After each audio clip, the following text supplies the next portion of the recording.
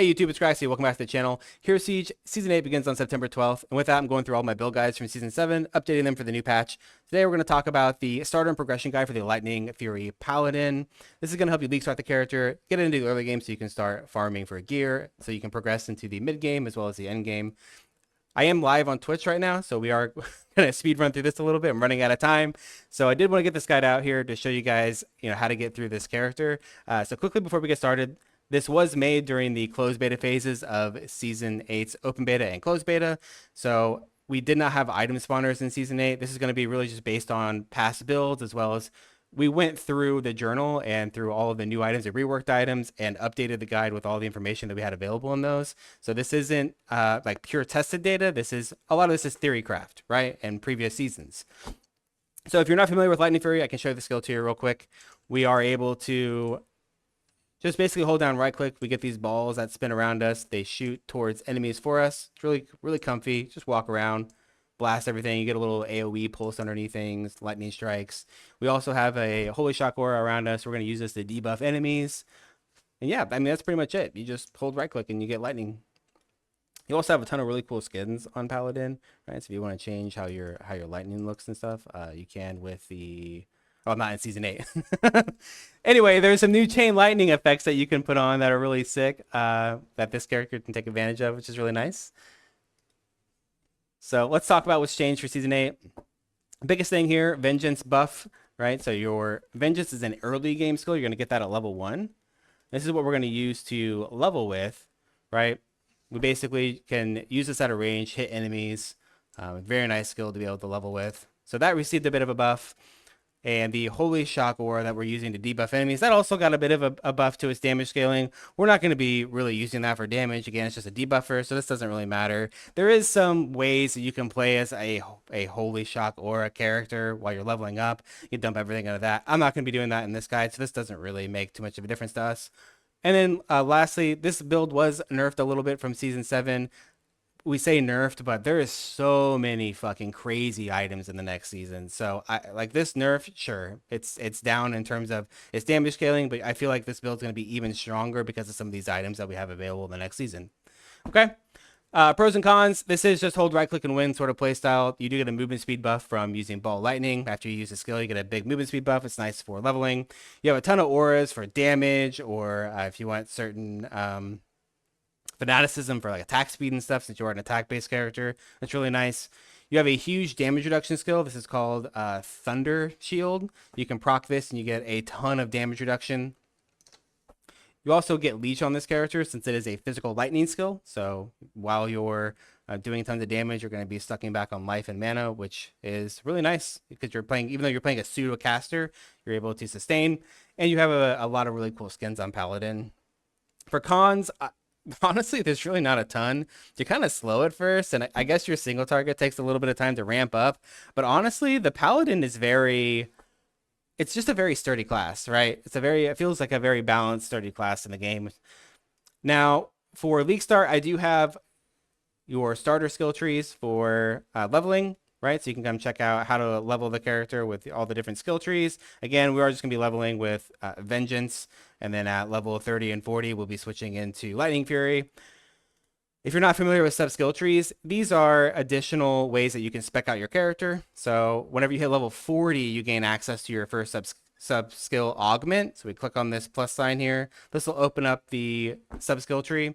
You gain a point in this every 5 character levels, and then at level 40, you gain access to the augment. So definitely be specking out your sub-skill tree while you're leveling up. It makes a huge difference in your damage and survivability, everything. So here's all the sub-skill trees that we're going to use.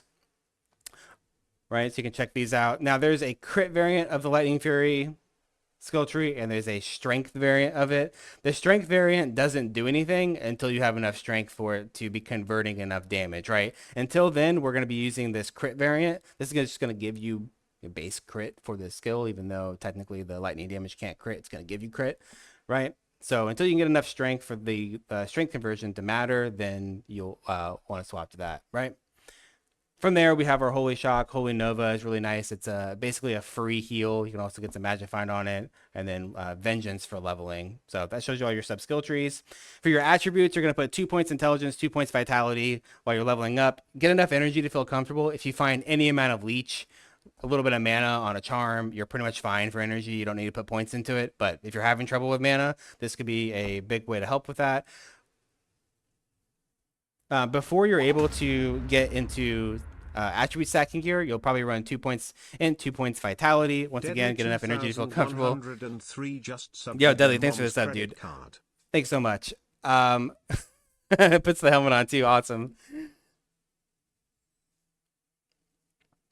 Yeah, so 2 points Intelligence, 2 points Vitality. Once you move into the end game, you're gonna have to test with this a little bit because there is the strength stacking component to this. So you might be able to go all strength and get your damage. You might be able to go all int and get your damage. It really just depends on how much strength you have.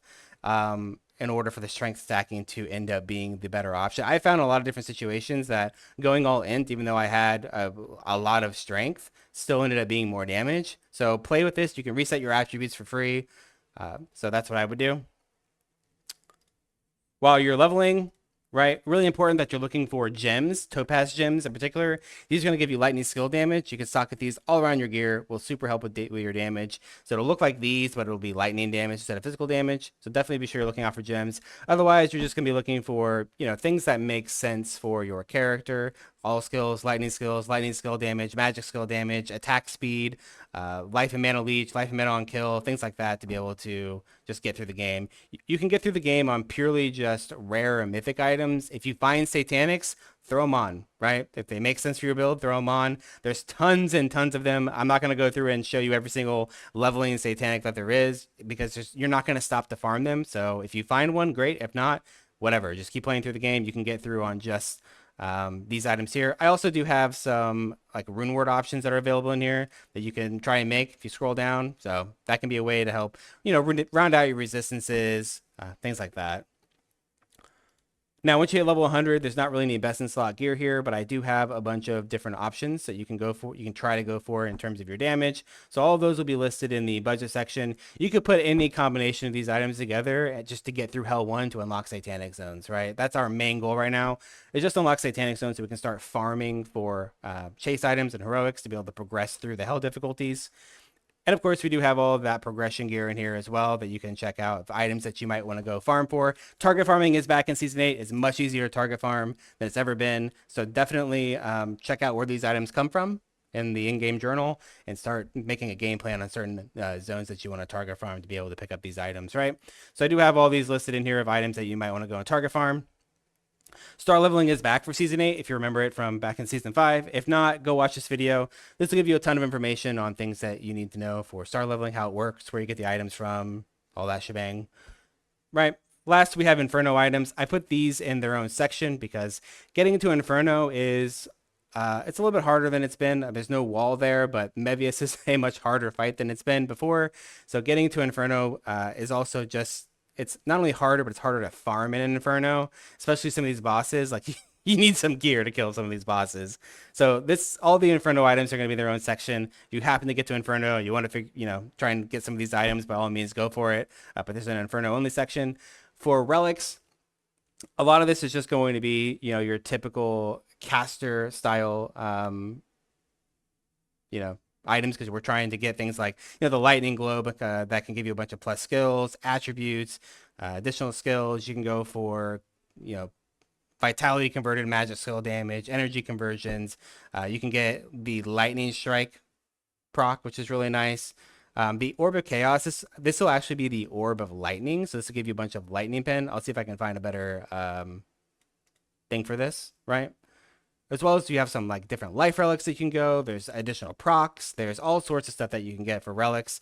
Mainly, we're just looking for like the maximum damage typically. You can also unlock a 5th relic slot by completing the Fall of Darkness quest. That's killing Amon Ra and Uber Gabriel in Hell 5. So you can stack a 5th relic.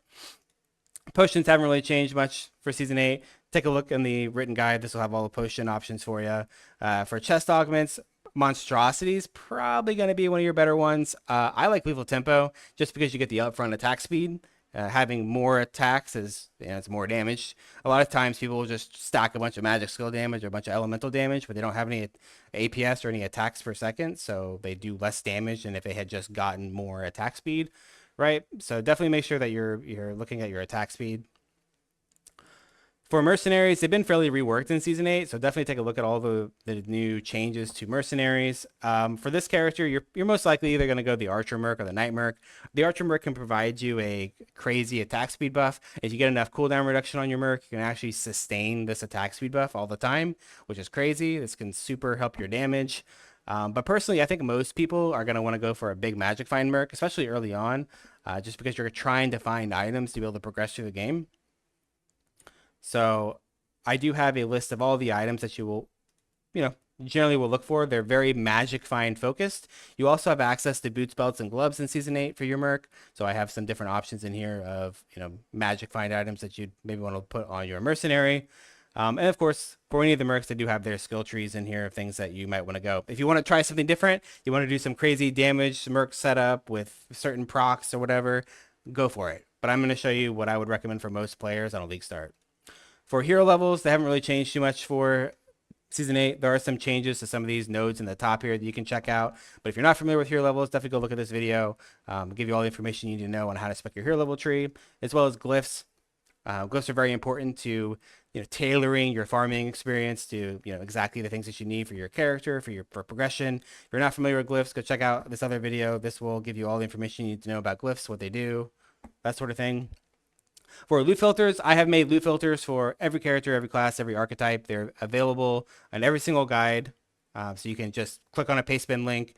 You'll get a string, import the string, and you have a starter filter that you can use to progress with all the way up till end game. As well as I do have end game filters that you can import as well. So everything will be available on the website. And last but not least, if you're newer to Hero Siege or you just want some additional reading content, I do have a helpful resources section on the website as well. This will give you just a bunch of additional information on, how to mine or how to level efficiently, that sort of thing. So all of that will be available there. With that being said, I think the Lightning Fury Paladin is just a very strong, sturdy build. It's going to be fantastic in Season 8. So definitely come check us out live at twitch.tv/Graxy_TV. We'll be live blasting on launch day, having a ton of fun. Hit the subscribe button, keep updated with all future Hero Siege related news, content, and build guides. And I'll see you guys in the next one. Thanks for watching.